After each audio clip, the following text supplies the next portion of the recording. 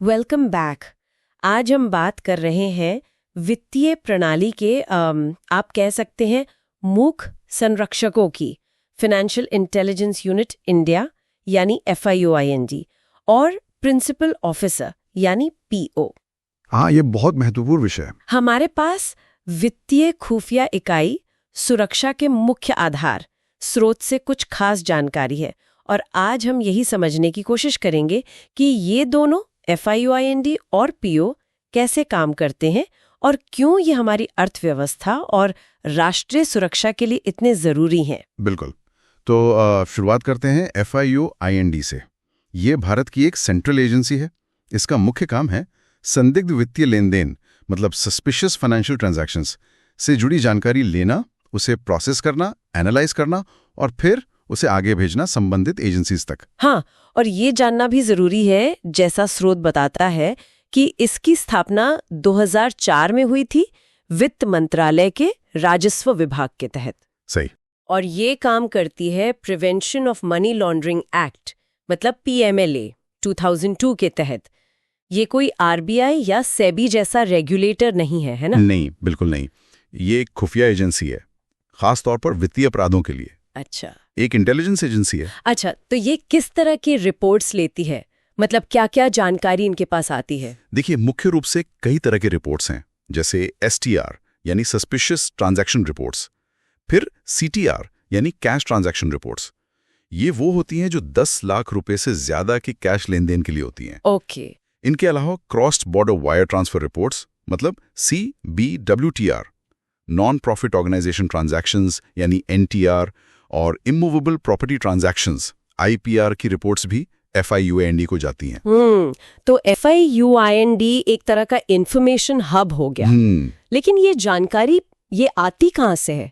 मतलब बैंकों से? यहीं पर प्रिंसिपल ऑफिसर PO की भूमिका आती है। सही है, एकदम सही कहा।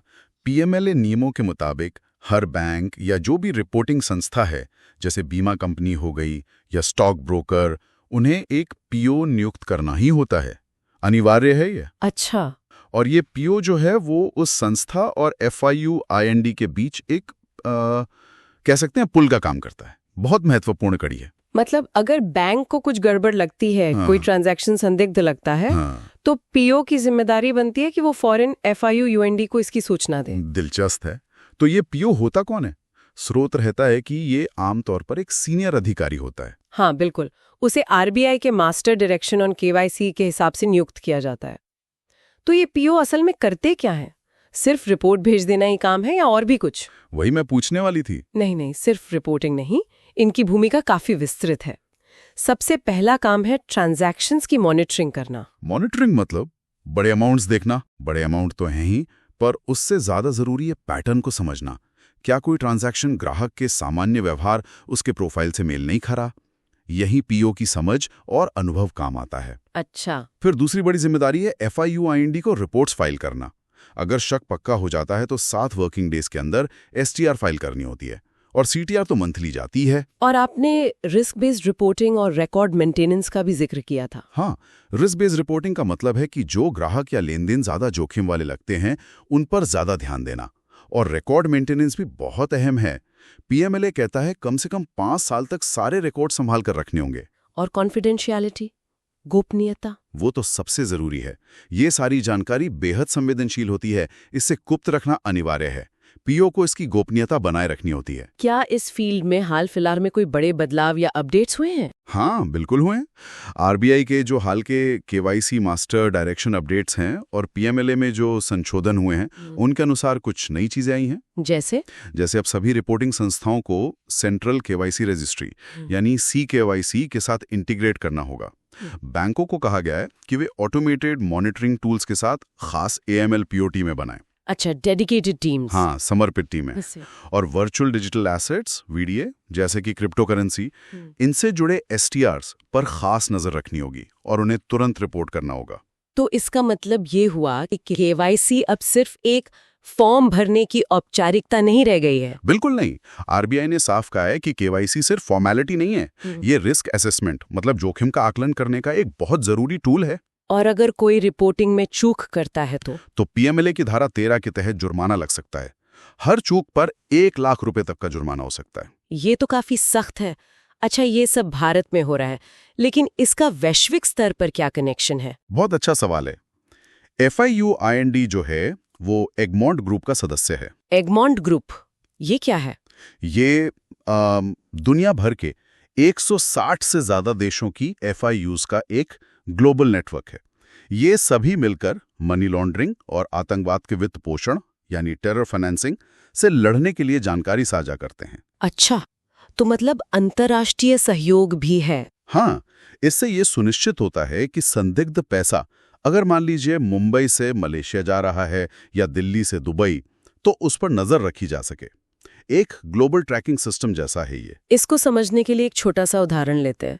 मान लीजिए कोई ग्राहक है, उसके खाते में अचानक 3 दिन के अंदर 50 लाख रुपए आ जाते हैं। ठीक है। और वो उस पैसे को फटाफट 4 नए खातों में बांट देता है और फिर बिना किसी ठोस वजह के, बिना किसी बिजनेस लॉजिक के विदेश भेज देता है। ये पैटर्न संदिग्ध लग रहा है। तो ऐसे में क्या होगा?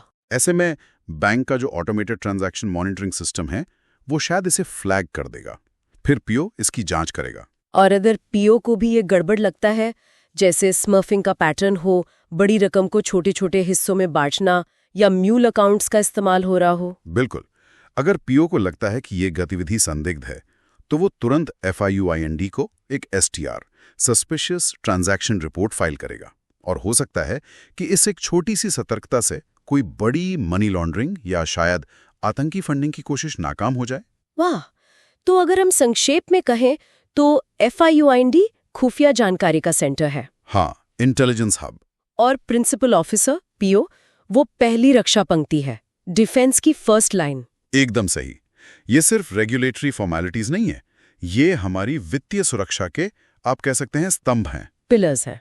खासकर आज के समय में जब साइबर अपराध, क्रिप्टो फ्रॉड और ये सीमा पार वाले वित्तीय अपराध इतने बढ़ रहे हैं। हाँ, इन हालात में एक सतर्क पीओ की भूमिका पहले से कहीं ज्यादा महत्वपूर्ण हो गई है। और जो लोग IIBF AML KYC सर्टिफिकेशन की तैयारी कर रहे हैं, उनके लिए तो ये सारी जानकारी बहुत ही काम की है।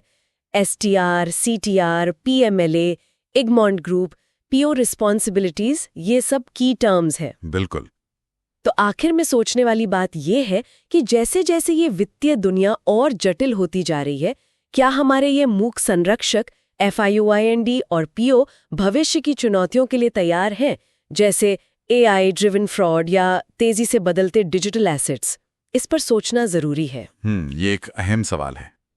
खैर, आज के लिए इतना ही। उम्मीद है ये जानकारी आपको उपयोगी लगी होगी। अगली बार फिर मिलेंगे एक नई गहरी चर्चा के साथ। Good bye.